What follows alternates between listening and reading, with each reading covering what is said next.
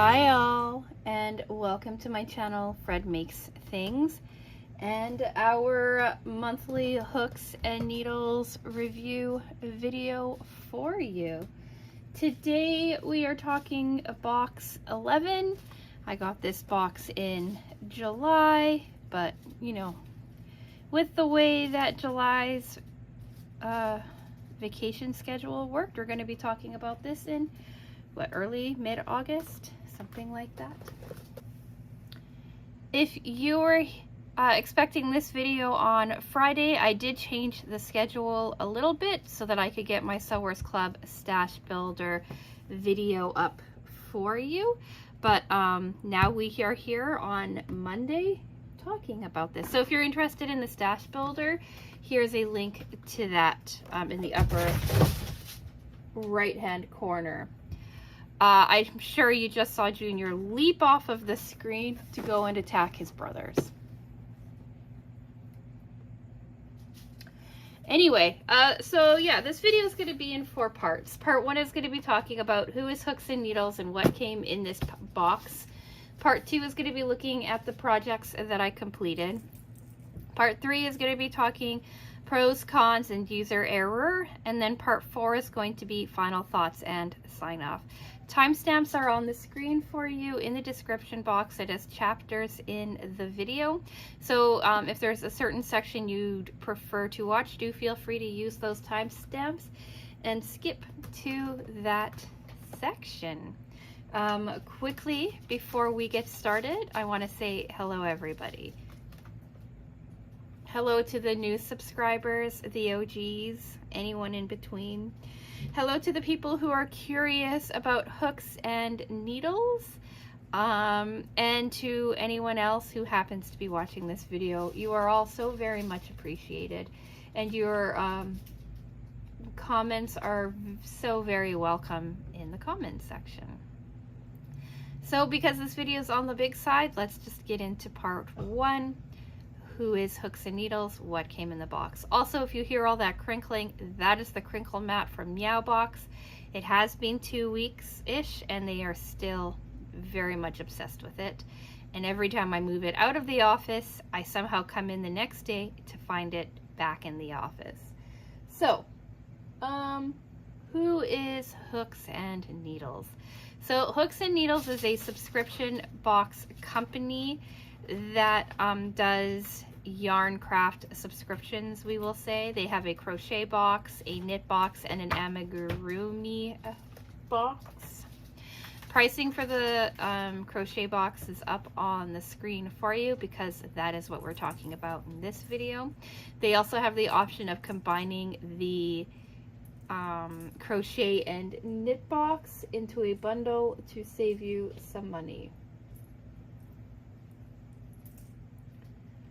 Every month they say you can get bonus items as well. It's kind of an act now kind of situation, but really no matter when you sign up for the box, you always get bonus items as well. These boxes are also sent out to you in a sequential order. Everybody starts with box 1, then they get box 2, and then box 3, and then so on and so forth. So it does not matter when you sign up for the box, what month you sign up for the box in. Everybody starts with their like starter box, and then they build off of that. I have been getting Hooks and Needles for a year now, so we are on, maybe we're on box 12.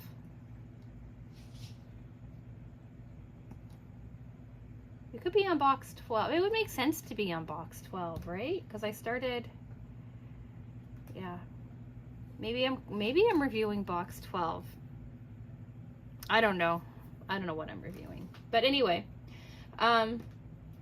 everybody starts off in the same way, so it would take you about a year to get to this box. If you're curious about like my 6-month thoughts on this box, I'll include a link here to my 6-month review video on it. And let me know in the comment section if you want like a, now that we're a year into the box kind of review, or maybe wait a little bit longer, see if my thoughts have changed, anything like that. So in every box you do get a pattern book or like a little magazine with 3 levels of patterns in there, beginner, intermediate, and advanced, but really they're all pretty easy for a beginner to do, as long as they're familiar with some stitches and stuff like that. And you get yarn as well. The yarn changes with the month, and I think that's all I want to say. So let's take a look at what's inside this box. If you want my first impressions on that box, here's a link to that as well. I will give you a warning. There is a project that you will see in this box as I open it, and that is just because I don't plan on keeping the project together, so I didn't fasten it off or anything like that, so I can recoup the yarn. So as I work, everything goes back into the box so that I can come to you all and talk about it. So here is our magazine. It has like little articles and stuff to like walk you through things, give you inspiration, so on and so forth. They give you a breakdown of what comes in the box. And then our projects. So our first one was a textured placemat. Beginner level, approximate time is about an hour, they say. Then project 2 are cozy mittens. They say intermediate. Project time approximately 2 hours. And then project 3 was the geometric bath mat, advanced. Project time about 5 hours. And yeah, then there's always like, there has been like a little craft at the end. This is talking color theory, create your own yarn wrapped planters, and so on and so forth. So that's the book. The yarn this month was Fuzzy Whirl, and it is a 100% acrylic, and it was made in Portugal. We got 3 colors. We got this, they call it white, but it's very much cream, or unbleached white maybe. Blue, and then we have light blue. Then these were our bonus items: thread, needle threaders, and these mini crochet hooks. I didn't use these mini crochet hooks because I didn't really think about them, but I will in the future, I'm sure. With these, it was a 3mm, a 4mm, and a 5mm mini crochet hook. And I didn't use the needle threaders either, but it's always nice to have needle threaders around. And now they've also been including stickers. So we've got these fun stickers. Junior, this is not about you, bubby. You're too big for this box.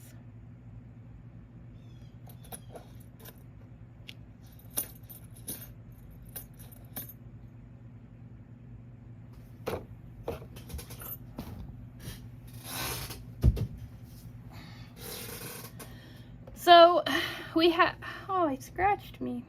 So we have a decent amount of yarn left, and that's because I only used the yarn on 1.5 projects, really. So we've got like a decent sized ball of the white. We've got quite a bit of the blue because there was only a little bit of the blue really used. And then there was a decent amount, like I'd say half a skein left of the dark blue as well. We're going to talk about my thoughts on the yarn in pros, cons, and user error. But yeah, so that is what came in the box. So let's talk part 2, the projects themselves. So we're going to take the projects in order of their the level, how they appear in the magazine. So number 1 was this textured placemat. Right. They say, oh, do I have my measuring tape here? Yeah, I do. They say that it is a 10 by 10.5 inches if you use a 4mm hook. Now mine came out to be, I think, probably a little bit smaller, but that may not be on the pattern, that could be on me. Yeah, mine came out to like 9 by 8.5, and that is because I used a completely different yarn. I used just like Dollar Tree Premier acrylic yarn for it because I was mostly curious about the pattern of it, like how it looked, rather than the size or anything like that. They call it a placemat. Even at 10 by 10.5 inches, it would be a bit small for a placemat. All right, so if we call this like our upper corner,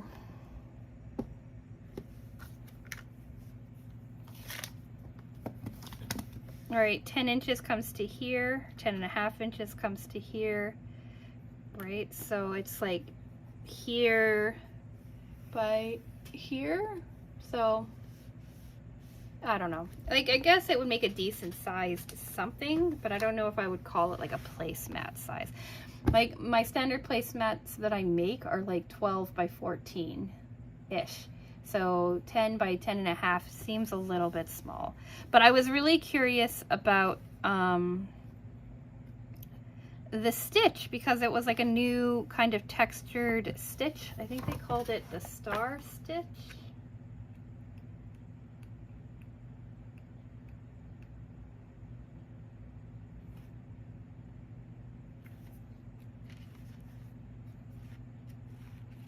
Yeah, called it the star stitch, and if you look at it, right, it's 2 stitches together to make like these fun like shapes, and it gives it a lot of texture, a lot of variation. This is the top, this is the bottom, and I will say that I ended up making the stripe wrong. They wanted it to be one single stripe of the accent pink, or like the brighter pink, or the dark blue in their case.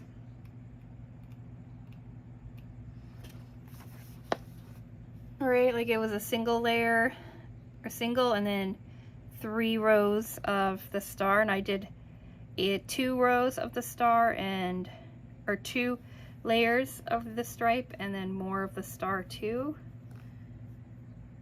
Right, it looks like they wanted 2 of the star of the interior color, and I did 1, 2, 3. I did 4 of the interior, like the light pink, and I did 2 of the darker pink instead of 1 and 2 and 1. So even then, like the dimensions would have been off. So I cannot talk about dimensions on this. I can only talk about how the pattern lays out. Here's the top. Here's the back side. So the back side has quite a bit of like bumps and stuff on it. So you can kind of tell which is the back side and which is the front side. And if you're noticing this little hole here, it's not a skipped stitch. It's just the pink yarn was really thin in that one point, and it kind of created this like hole in it. So this is what the placemat looks like. This really, it does feel nice. It would work as like a nice like centering like trivet or something for like a teapot or something. I wouldn't say that it would be really great as like it's more decorative than useful. Like I wouldn't, because it's 100% like acrylic, I wouldn't expect it to not melt or anything on me if I put something really hot on it. But if you're like having tea with a friend or something, this would be really cute kind of to sit in the middle with that. So that is project 1. It took me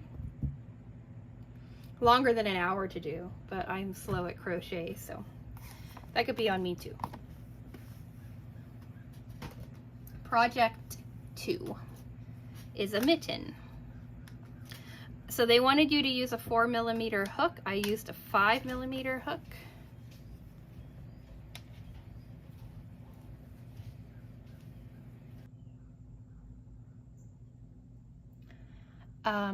I got distracted, but anyway, so Yeah, I used a 5mm hook instead of the 4mm hook because for me and my stitching, the 4mm hook was making far too small of a mitten. Like, especially since in their like example photo, the mittens look really like big and puffy. Am I showing you? Yeah. And so I needed, like, I wanted to make it look like that, and that was difficult with the 4mm hook. So even with the 5mm hook, this is what it looks like on my hands. It's a little tight at the top. It's like really short on me too. Like, I probably would have done another, like, I would have done the cuff a little bit longer. I would have done this middle section here a little bit longer, and then I would have worked up from there. Size wise, so here's another photo of that. But size wise, they wanted it to be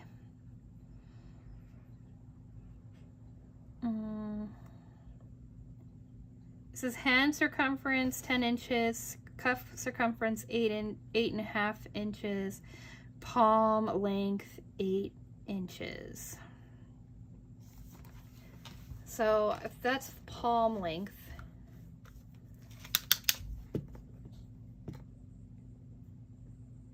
yeah, it's like 5 inches. Like, it's small, and I don't know how that is. Like, I did it how they said to do it. Like, it must be like a really, really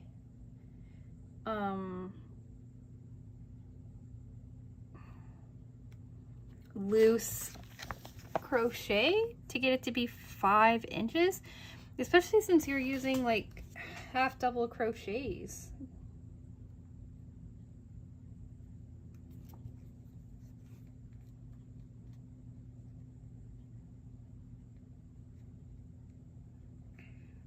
Yeah, they're having you do like half double crochets and puff stitches, and like puff stitches add some height to it, like you could see, but yeah, so I don't know if it's my tension or like anything like that, but like basically how I ended up scaling up to a 5 is that the 4 made the ribbing too tight on my wrist, and when I did a 5, it came out to about the size that the pattern called for, and it fit my wrist, so that's what I went with. But I would have had to like just make everything bigger for it to fit that size. And then I wanted to show you that they had you do like the mitten all in once, or the base or the body of the mitten all at once, and then they had you add on the thumb to it. So Junior kindly bit some of the cream off of the skein when I was working with it on the other project that we're going to be talking about, and so I just saved that, and it worked out to work out with this mitten. So that is what the mitten kind of looks like, right? Like, I can shape it and make it look better if I had planned on like cutting, like fastening it off and working with it, but because it wasn't working for me, I wasn't liking the shape, I wasn't liking much with it. I do like the detailing of the puff stitch in here, but I just did not like working with this mitten, and I did not like working with this yarn for the mitten. I wasn't going to make a second one. I was just going to like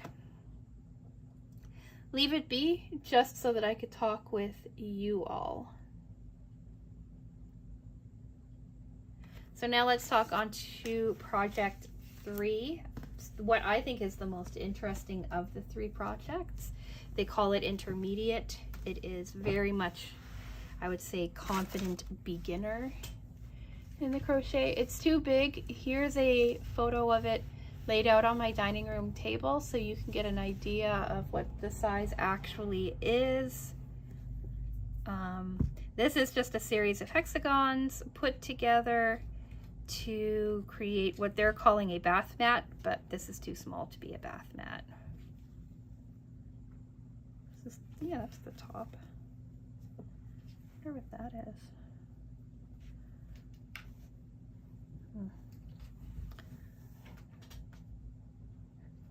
All right, so this is their intermediate project, or their advanced project. It required me making 12 hexagons, sewing them together, and then doing a border. So this is the sample photo for you. I did not like that notch in it, so I added another hexagon so that I could avoid having that notch in it. Here's another photo of it. So basically, this was a bunch of hexagons. Right, you have like your interior row. You have a few different rows, creating a lot of texture. Front post clusters. A couple of stitches I hadn't made before. Then it was 2 rows of the white, just double crochet, and then I believe like a single crochet to finish out the border. And then you sewed them all together, and then you did a half double crochet border on the outside. Here's the main top. Here's the back side. It's a little bumpy at the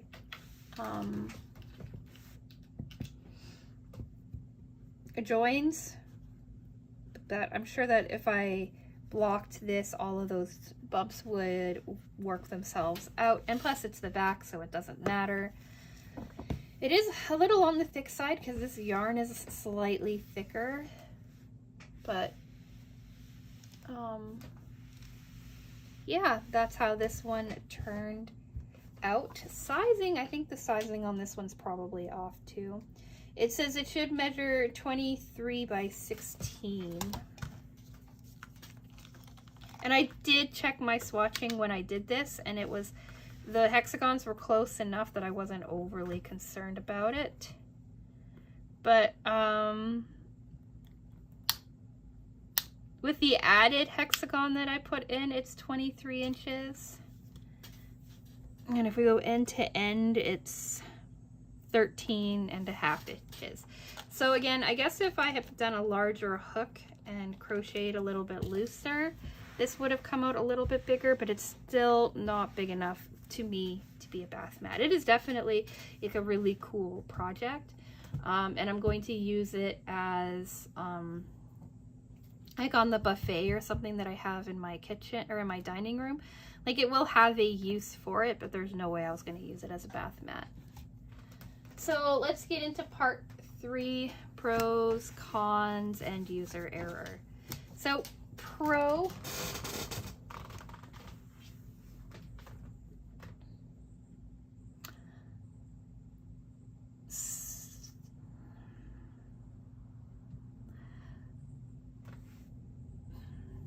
so pro number 1, we've learned some new stitches. We have the star stitch, which is new. We've got the front post crochet cluster, which is also new. Just for hooks and needles, I know that we've seen all of the other stitches before in other projects. We have like new, we also like learned how to sort of kind of make a mitten.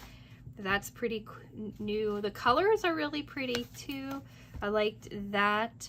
I liked kind of the look of this placemat thing.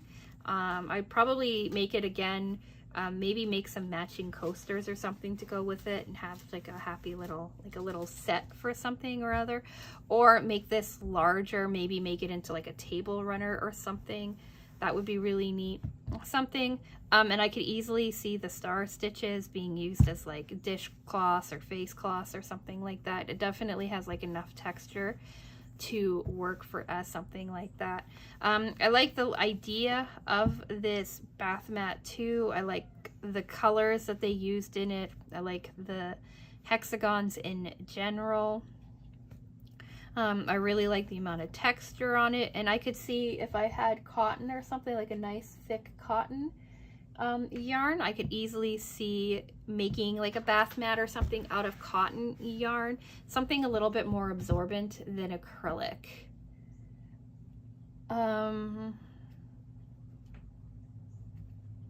Cons. I don't know what is up with this mitten, but it does not work for me. It did not fit right. Like if you look, like my stitches aren't as tight as they normally are. Like I did try to do like a much looser stitch with it. And it just, I don't know. Like I think a 4mm hook was the wrong size for all 3 of these projects. I would have done something bigger. Like 4mm to me is just a little too small. I think a 5 on all of them would have worked better. And if I had started with a 5 on this, I might have gone up to like a 5.5 or a 6 to make this project work better for me. And I don't like the feeling of this yarn. It's not like old school acrylic yarn that is a bit squeaky, a bit scratchy, and it has that plasticky feel. It does feel more like a modern acrylic yarn, but it does have that weird acrylic shine to it. So to give you an idea, right, this is the yarn by Premier Yarns, the Dollar Tree yarn. This is Dollar Tree yarn, this pink is Dollar Tree yarn, and this pink, this brighter pink is Red Heart in their metallic line. And it isn't as shiny, well, the metallic part is, right? But it isn't as shiny, right? Or as like glossy as this acrylic yarn here is.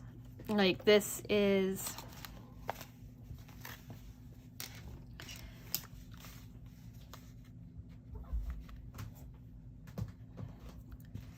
right, like this is the difference. Like you can see that this is a little bit thinner than this, which is part of like why that paste mat came out a little different, but it has texture to it, and that is always interesting to me, right? Like I don't mind acrylic yarns in general, but the problem is that I don't want to use acrylic yarn on bath mats. I don't want to use acrylic yarn on mittens. It doesn't feel nice on my hands.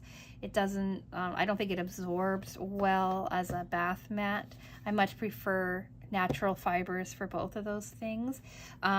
Wrapping this around my finger to stitch, right, for trying to control my tension better. I didn't like it rubbing along my finger. Like I ended up holding it like I hold yarn and like feeding it through differently, because I don't like this wrapped on my finger coming through. Like it felt wrong to me, as opposed to like the Premier cotton, right, which feels smoother and I can wrap it and work with it, but I couldn't with this. So there is a lot nicer, a lot smoother yarns out there. It could be why they're calling it fuzzy whirl, is that it's supposed to kind of have that fuzzy wool soft feeling, but I didn't like working with it on these projects. Like it would be fine in something like a bag construction or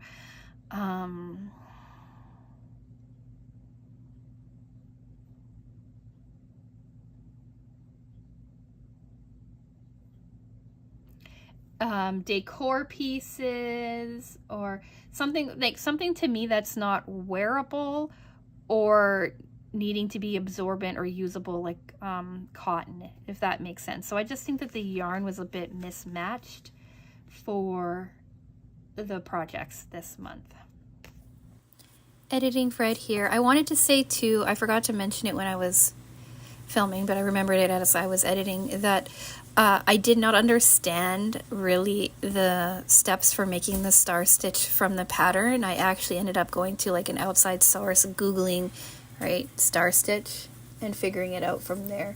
So I will link the video that I followed for the star stitch in the description box for you, in case you were curious about how to make it yourself.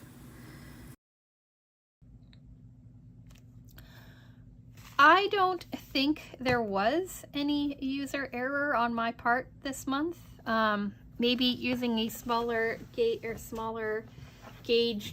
slightly smaller gauged yarn for that placemat could be considered a user error, but I knew what I was doing when I was doing it. I read the patterns quite nicely. I didn't make any like major mistakes on the patterns and was like, oh no, like I messed up and whatnot. That didn't really happen. I don't know if you can see that. My screen's in a weird spot, but